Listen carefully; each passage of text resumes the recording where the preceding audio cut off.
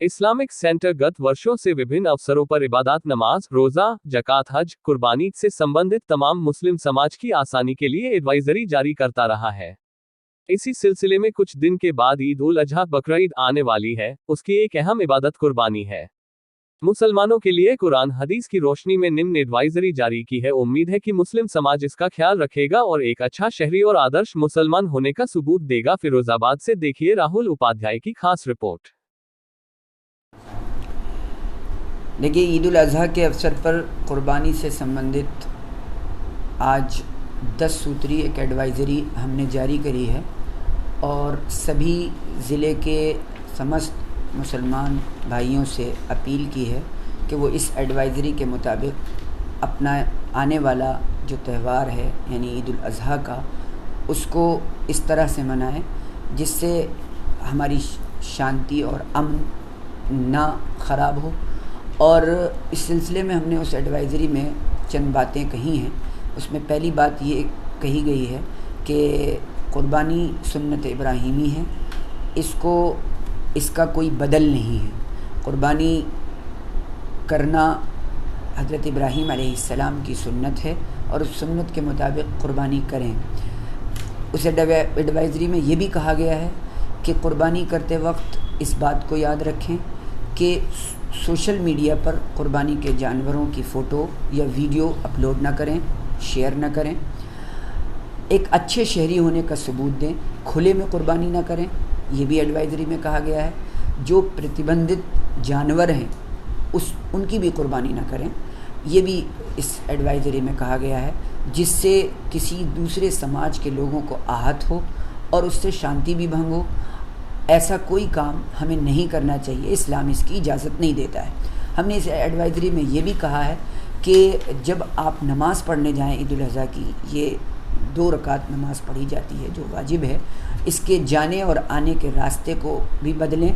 जाते वक्त दूसरे रास्ते से जाना और वापसी में दूसरे रास्ते से आना, ये भी सुन्नत है मोहम्मद साहब की। ये भी उस एडवाइज़री में कहा गया है कि 9 तारीख़, चाँद की 9 तारीख़ से 13 तारीख़ तक हर फ़र्ज़ नमाज के बाद एक तकबीर पढ़ी जाती है, उस तकबीर को भी पढ़ें। मर्द मस्जिद में इमाम साहब जब नमाज़ ख़त्म करें उस वक्त वो पढ़ी जाती है और औरतें अपने घरों में उसको पढ़ें।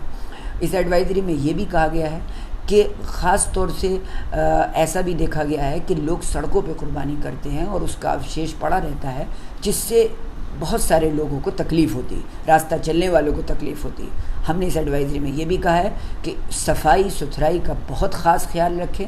हमारी किसी अमल और किसी काम से हमारे शहरियों को, हमारे बिरादर वतन को कोई तकलीफ़ पहुँचे, ये खुशियों का मकसद नहीं है। भाईचारा बना रहे और खुशियाँ मिलजुल कर त्यौहार मनाए जाएँ, इसी का संदेश देता है हर खुशी का मौका। हमें इस खुशी के मौके पर यह भी याद रखना है, हमने अपने नौजवानों को भी इस एडवाइज़री में शामिल किया है कि वो अक्सर देखा गया है कि खुशी के मौके पर सड़क पर डीजे बजाते हैं, बड़े बड़े लाउड स्पीकर लगाकर। लोगों को उससे परेशानी होती है, मरीज़ों को परेशानी होती है, तो इस्लाम इसकी भी इजाज़त नहीं देता है। हमने इस एडवाइज़री में इसको भी रखा है और कानून और को किसी भी शक्ल में अपने हाथ में न लें। कोई ऐसी अफवाह आए, उन अफवाहों पर ध्यान न दें और कोई भी चीज़ हो तो फ़ौरन लॉ एंड ऑर्डर से मुताल्लिक़ पुलिस प्रशासन को इत्तला दें, हम लोगों को बताएं, हम लोग पुलिस प्रशासन को बताएं। कोई ऐसा काम ना हो जिससे त्यौहार के मौके पर शांति भंग हो।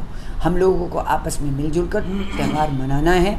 इन एडवाइज़री के इन पॉइंट्स पर हमने ये एडवाइज़री जारी करी है और इन बातों को ख़ास तौर से अपने सारे अवाम को बताना है कि क्योंकि नमाज इसमें जल्दी होती है, तो इसमें नमाज अपने उन इलाक़ों की मस्जिदों में या ईदगाह में नमाज़ पढ़ें और नमाज़ पढ़ने के बाद क्योंकि कुर्बानी की जाती है, कुर्बानी का कोई बदल नहीं है। बहुत से लोग ये समझते हैं कि कुर्बानी एक परंपरा है, एक रस्म है। कुर्बानी एक रस्म नहीं है, कुर्बानी एक सुन्नत है जो हज़रत इब्राहीम अलैहिस्सलाम की सुन्नत है।